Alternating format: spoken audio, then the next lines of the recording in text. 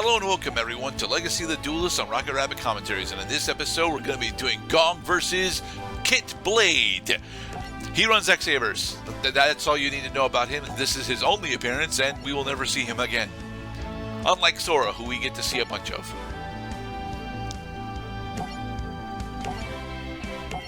He refers to himself in the third person. Gong does that, yes. So, Gong is strong. I said that Gong was actually running trains. That's only partially true. In this duel, I think he's running trains. That, or I'm misremembering him with. Yeah, he is not actually running trains in this one. Gong runs Super Heavy Samurai, which is an extremely powerful archetype that I love. However, it's not at its best point right now. It does have access to Benkei though. So, our goal in this duel is to get out Benkei as soon as we can and run over Kit's significantly less powerful monsters because, you know, he's running, X-sabers, so... Super Heavy Samurai, huh? So most of the title text for these cards is already taken up by the namesake of the archetype. Yes. Jesus Christ. Alright. And with that, that should end our turn. We now have our win condition on the board. I mean, they may just give up at one point and just say, okay, our 3-word archetype is going to be the name of the archetype. Here is Creature 1, Creature 2, Creature 3, and of course, Creature 4. You want all 4 of these creatures in the 1, 2, 3rd word archetype on the battlefield at the same time, so you could bring out number 5 from your extra deck. You see, Cloud, you don't understand how accurate a joke that is, because we actually get a Pendulum archetype in this show that is exactly that, with the exception of the extra deck. I mean, when you simplify the game enough, sure.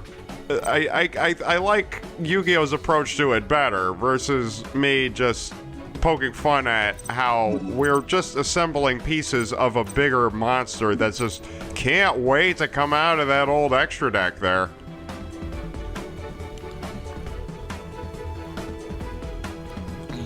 Why do the 1-level monsters have the most complicated effects? Because they're equip spells, Mr. Cloud. Well, it should be Union type then. Why is it not Union type?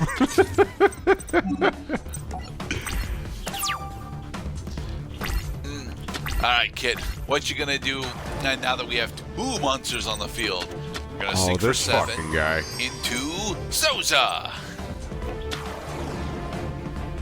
Hey, I got and then you swords. got his emergency call to bring back both of your monsters. I used to get destroyed by X-sabers back in the day. This is because they get really, really big relatively quickly.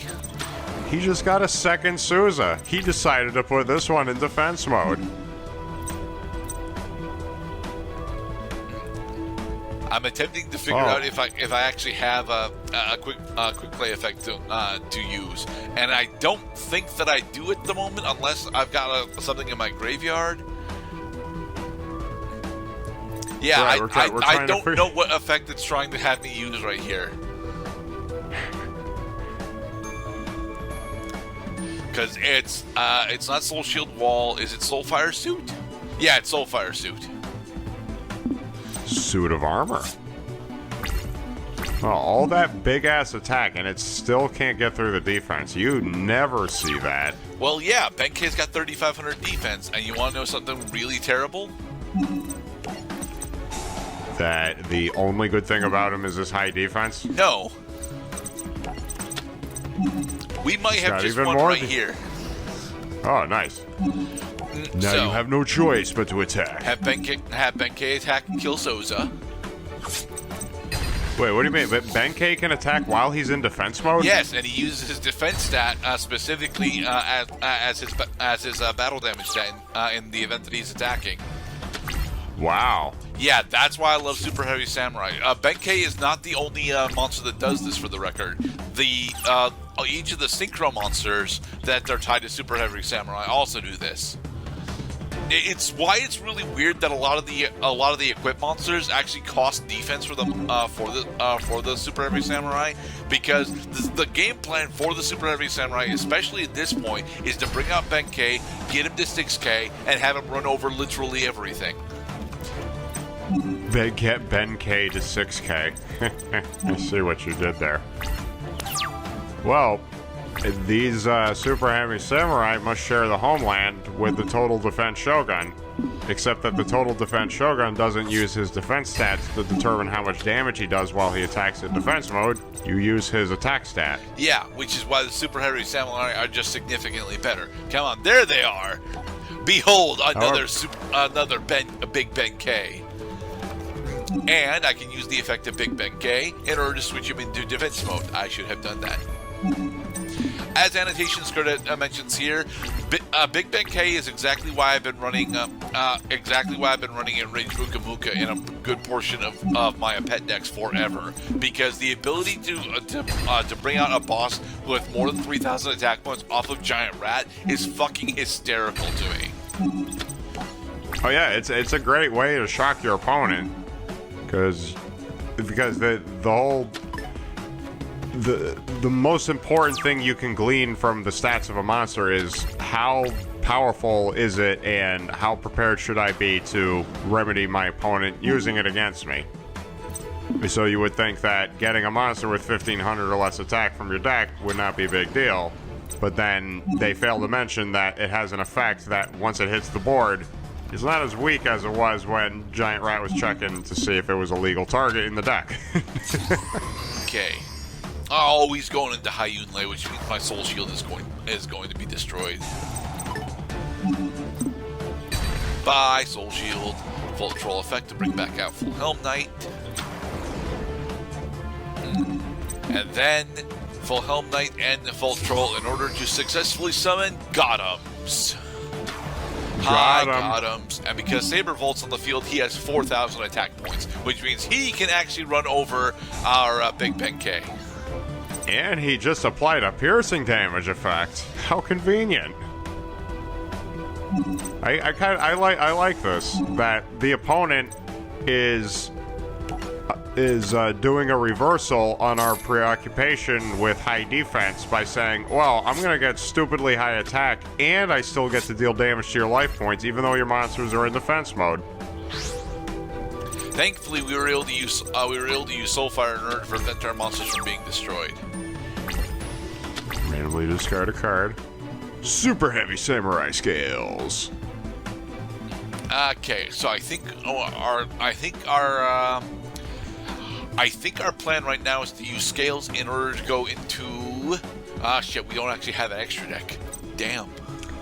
You know what they said about the world's most prolific scale user? And he weighed quite a lot. Balanced. That too.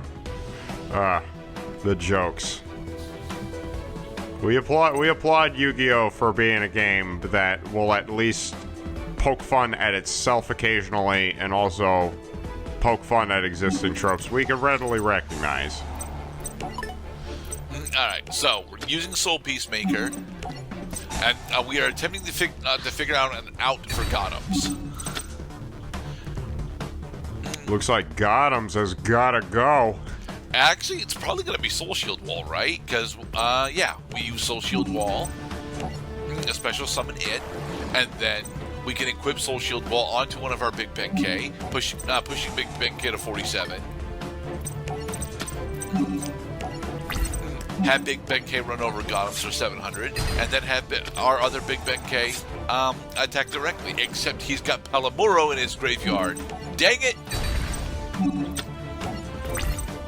The XYZ Dragon Cannon is now offline. Its composite Union monsters have been left in the dust and began to rust. Hey, Rakigura. DI is actually very bad at that. Sometimes it will just pick a terrible target to push back into their extra deck. And we win. Yep. Yay! Good going, Gong. Alright, we got Lightning Vortex and Double Gotham Swordmaster. Blah. And now we have to go and duel with Aura. Aura is running a very powerful archetype that no one has ever fucking heard of.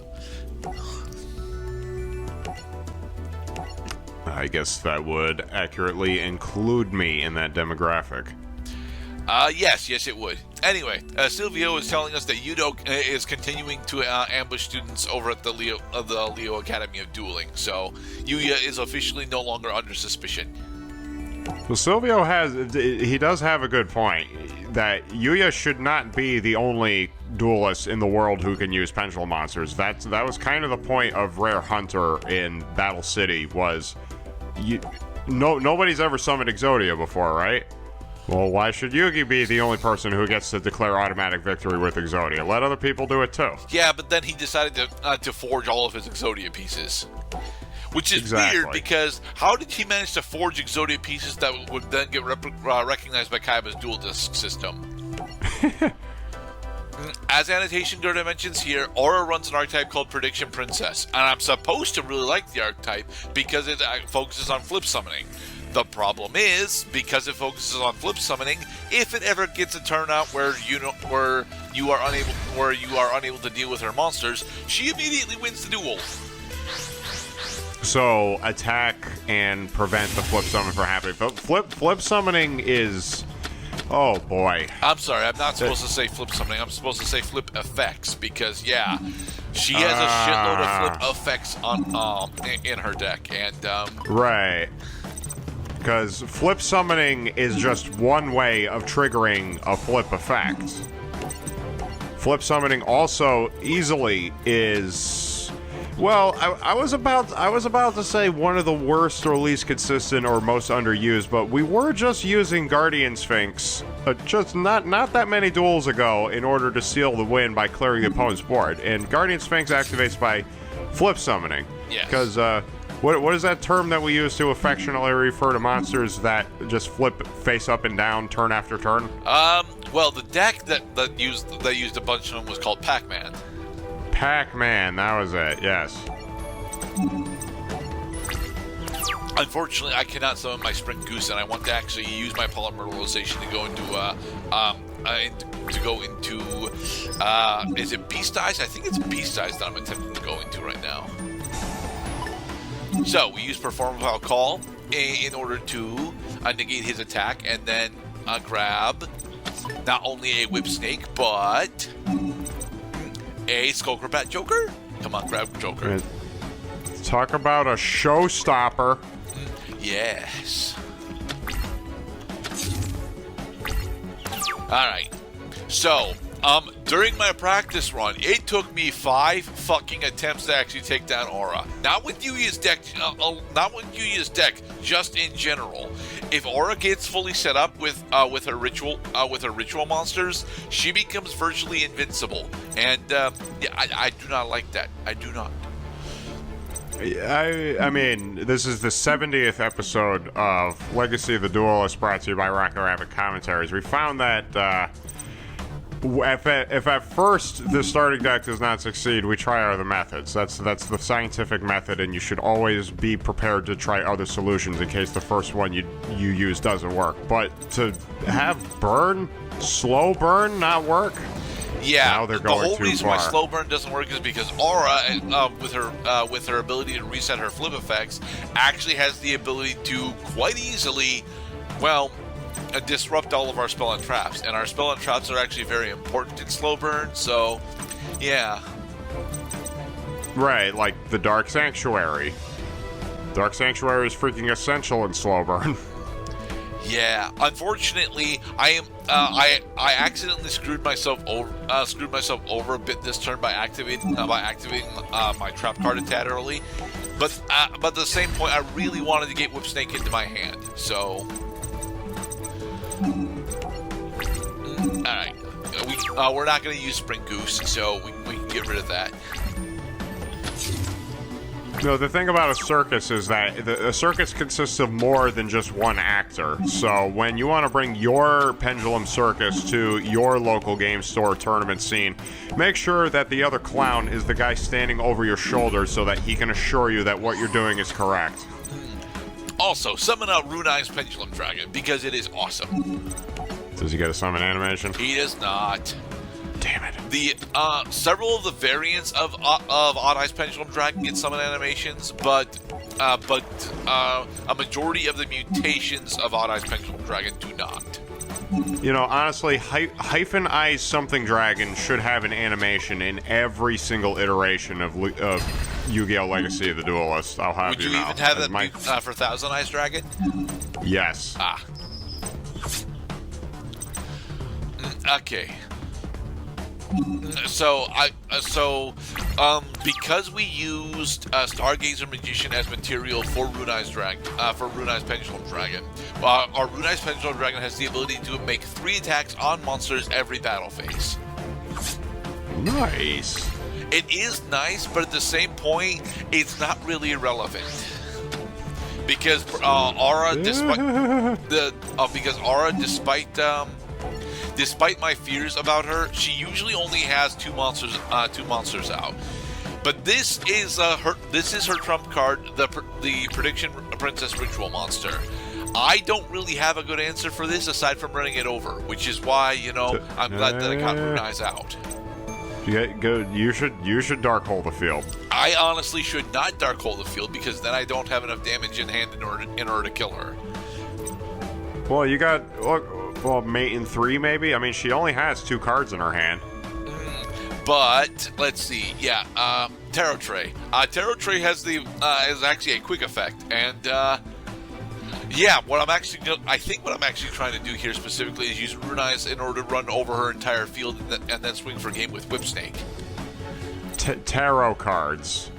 Prediction based on psychic readings. Very good, Yu-Gi-Oh! You'll see.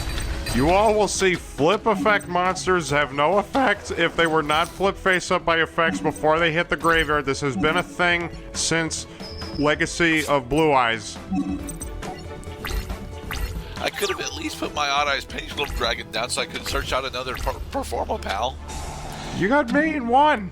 No, I do not. Well, not anymore, you don't. Okay, got the... Oh, crap, that's right. Now she can get the ritual spell. But I thought she already had it. No, she just played it, right. Oh? Okay, we might actually win it now. Activate Whip Snake's effect. Unless we the attack and defense of Sonic Bird. With his normal summon Swordfish. All of her monsters lose 600 points. And math. Okay, we got it. Yay! I don't know why Aura didn't that. bring out Tarot Tray there. She almost certainly had the stuff to do it, but she just did. Bleh. Hey, Sora. I guess it just wasn't in the reading. Apparently not. And now Zuzu is jealous. Alright, in the next episode, we will continue on with ARC-V. Be safe, everybody. Ooh, ritual stuff.